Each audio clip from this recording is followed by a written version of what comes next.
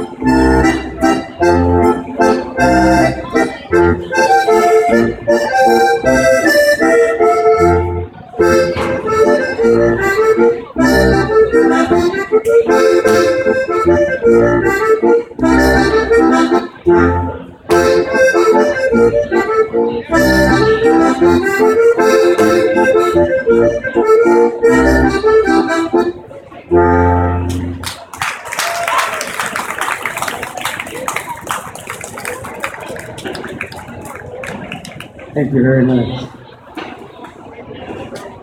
Up next, we have another special treat for you.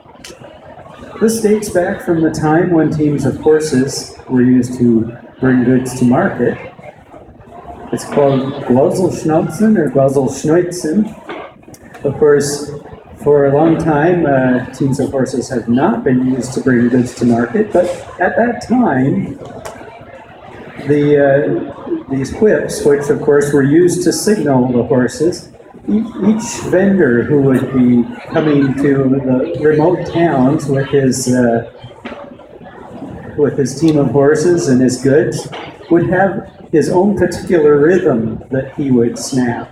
And you'd know from a long ways off, so you could get out to the village square who was coming, so that if you needed leather products or pots and pans, you'd be out there and ready. Anyway, these days, this is done by groups who only do this and do some very fancy stuff for groups like ours that just like to make a lot of noise. And it's also said to drive off evil spirits. And we would like to ask that nobody walk behind the whips while we're doing this. Little Bloodless Nuts for you.